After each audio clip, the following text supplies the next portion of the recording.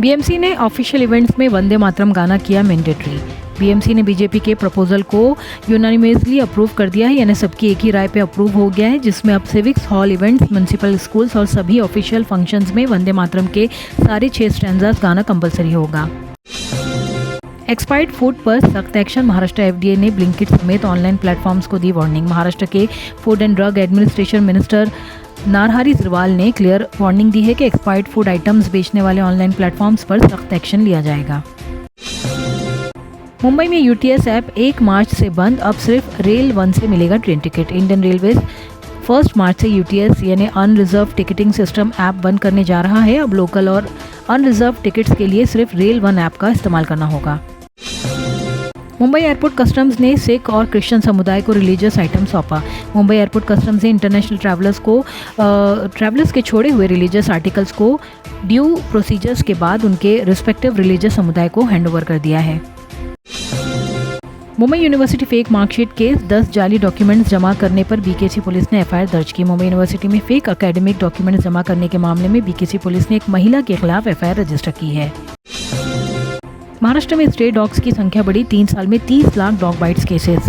महाराष्ट्र सरकार ने असेंबली में बताया कि पिछले कुछ सालों में राज्य में स्ट्रे डॉग्स यानी आवारा कुत्तों की संख्या तेजी से बढ़ी है।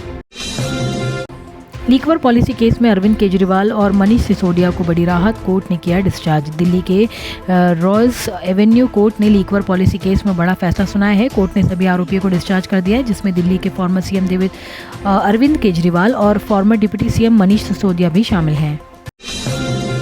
₹1 करोड़ रोलेक्स क्लेम पर मेयर रितु तावड़े की सफाई, कहा ये बिल्कुल झूठ है। मुंबई की mayor Ritu Tawde social media पर वायरल हो रही हैं। एक तस्वीर को लेकर चर्चा में आ गई हैं। ऑनलाइन पोस्ट में दावा किया गया है कि मेयर ने ₹1 करोड़ से ज्यादा की रोलेक्स येलो गोल्ड डेटून घड़ी पहनी है।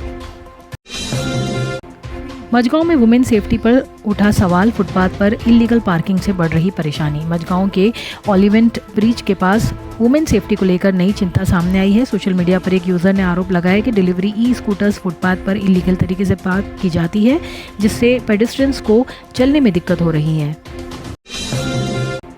महाराष्ट्र गवर्नमेंट ने एयरपोर्ट के पास नमाज की इजाज़त से किया इनकार, बॉम्बे हाई कोर्ट ने अल्टरनेट जगह ढूंढने को कहा। महाराष्ट्र गवर्नमेंट ने बॉम्बे हाई कोर्ट को बताया कि छत्रपति शिवाजी महाराज इंटरनेशनल एयरपोर्ट के डोमेस्टिक टर्मिनल के पास मुस्लिम ऑटो रिक्शा, टैक्सी और ओला उबर ड्राइवर्स को टेम्पररी शेड में नमाज पढ़ने की इजाज़त देना सिक्योरिटी रीजंस की वजह से मुमकिन नहीं है।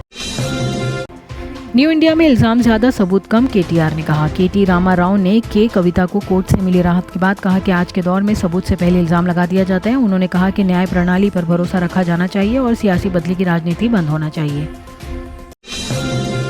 केजरीवाल को बरी, अखिलेश का बीजेपी पर तनकीद। अखिलेश यादव ने अरविंद केजरीवाल को एक्साइज पॉलिसी केस में बरी होने पर बीजेपी पर तीखा हमला बोला है। उन्होंने कहा कि इस फैसले से साफ है कि आरोप राजनीतिक प्रेरित थे और सच आखिरकार जीत गया। मराठी को ग्लोबल पहचान मिलेगी, शिंदे ने कहा। एकनाथ शिंदे ने कहा कि सरकार मराठी भाषा को रोजगार और अंतर्राष्ट्रीय स्तर पर पहचान दिलाने के लिए नई योजनाओं पर काम कर रही है। उन्होंने युवाओं को अपनी मातृभाषा में अधिक अवसर देने पर जोर दिया है। तथ्यहीन विरोध बर्दाश्त नहीं, नकवी ने कहा। मुख्तार अब्बास नकवी ने कहा कि बिना तथ्य के विरोध प्रदर्शन से माहौल खराब करने की कोशिश स्वीकार नहीं की जाएगी। उन्होंने सभी से शांति और कानून व्यवस्था बनाए रखने की अपील की है। पाकिस्तान जिंदाबाद पोस्ट केस में जमानत। इलाहाबाद हाई कोर्ट ने पहलगाम हमले के बाद पाकिस्तान जिंदाबाद पोस्ट करने के आरोपी को शर्तों के साथ जमानत दे दी है। कोर्ट ने कहा कि मामले की सुनवाई जारी रहेगी और आरोपी को निर्धारित शर्तों को मानना पड़ेगा। अब अल्कोहल वाले रूम फ्रेशनर का जमाना गया। अब वक्त है असली खुशबू चुनने का। बखूर, एक अरेबिक ट्रेडिशनल फ्रेग्रेंस जो सुकून के साथ खुशबू का एहसास दिलाए। घर का माहौल हो या इबादत का मकाम, खोजाती का बखूर महकाए हर खासो आम। गल्फ के बाद अब इंडिया में भी खोजाती ने लॉन्च किए हैं 10 नए फ्रेग्रेंसेस। अंधेरी में 56 ग्राम एमडी के साथ शख्स हुआ गिरफ्तार। डीए नगर पुलिस ने टिप ऑफ के बेसिस पर अंधेरी वेस्ट से आफ्ताब खान को 56 ग्राम एमडी के साथ गिरफ्तार किया। पुलिस ने बताया कि आरोपी पर एनडीपीएस एक्ट के तहत केस दर्ज करके आगे की जांच शुरू कर दी गई है। नवी मुंबई के तुर्भे डंपिंग ग्राउंड में भीषण आग। नवी मुंबई के तुर्भे डंपिंग ग्राउंड में भीषण आग लगने से इलाके में अफरा तफरी मच गई। फायर ब्रिगेड के कई गाड़ियां मौके पर पहुंची और घने धुएं के बीच आग पर काबू पाने की कोशिश जारी है। द केरला स्टोरी 2 पर रोक, सुदीप्तो सेन का बयान। द केरला स्टोरी के डायरेक्टर सुदीप्तो सेन ने केरला हाई कोर्ट द्वारा सीक्वल पर लगाई गई रोक पर कहा है कि जब सेंसर बोर्ड जैसे संस्थान मौजूद हैं तो सिनेमा पर अंतिम फैसला वही करे। इस मौके पर अभिव्यक्ति की आज़ादी और कानूनी प्रक्रिया पर बहस तेज हो गई है। नासिक के योला में फैक्ट्री में लगी आग। नासिक के योला शहर में देर रात लकड़ी की फैक्ट्री में आग लग गई। सभी मजदूरों को सुरक्षित बाहर निकाल लिया गया और फायर ब्रिगेड द्वारा आग बुझाने का काम जारी है।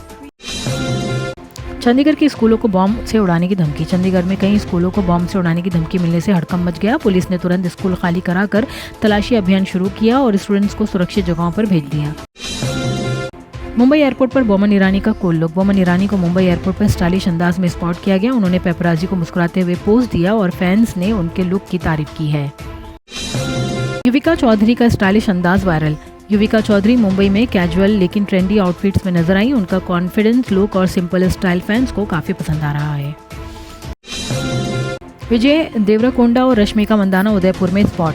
विजय देवरकोंडा और रश्मिका मंदाना उदयपुर एयरपोर्ट पर फैंस को ग्रीट करते नजर आए। दोनों की तस्वीरें सोशल मीडिया पर तेजी से वायरल हो रही हैं। श्रीनगर के सालिक बिन फारूक बने पैनकेक साइलेट के सितारे। श्रीनगर के युवा खिलाड़ी सालिक बिन फारूक ने राष्ट्रीय स्तर पर 8 मेडल और अंतर्राष्ट्रीय स्तर पर 1 गोल्ड मेडल जीतकर राज्य का नाम रोशन किया है। थाईलैंड में हुई चैंपियनशिप में उनकी जीत ने उन्हें युवाओं के लिए प्रेरणा बना दिया है। गुलमर्ग में खेलो India winter game artificial ice पर जोर। उमर अब्दुल्ला ने गुलमर्ग में हो रहे खेलो इंडिया विंटर गेम 2026 के दौरान बदलते मौसम को देखते हुए आर्टिफिशियल आइस की सुविधा ज़रूरी बताई है। उन्होंने कहा कि विंटर स्पोर्ट्स को भविष्य में मजबूत बनाए रखने के लिए नए कदम उठाने होंगे।